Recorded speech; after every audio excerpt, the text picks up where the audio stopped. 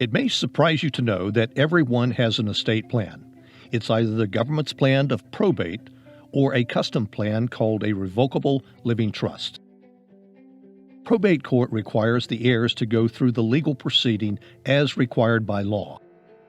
Once all these matters have been settled, court and legal fees paid, what remains is distributed to the heirs in accordance with state laws.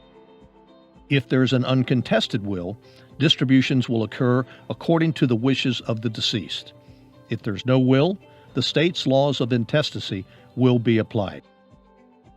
Very few people understand the probate process and the consequences that come along with it. It's time-consuming.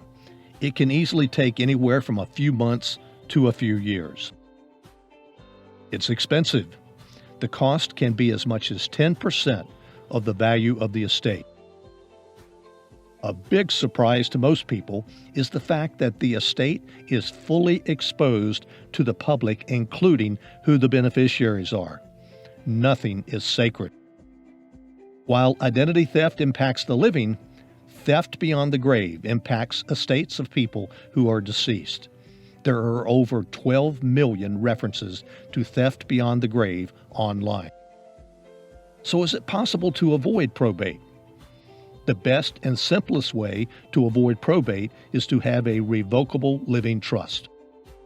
The wake-up call for most people is being told that they have a plan, whether they like it or not, or whether they know it or not. It's the government's plan of probate. When you understand the consequences of probate court, why would you choose the government's plan? It's not even logical. Anyone who is stuck with having to take a family estate through probate is not going to be a happy camper. You have a choice, so consider this. Can you think of one reason why you would choose the government's plan versus having your own custom plan? Maintain your privacy and keep the government out of your personal business.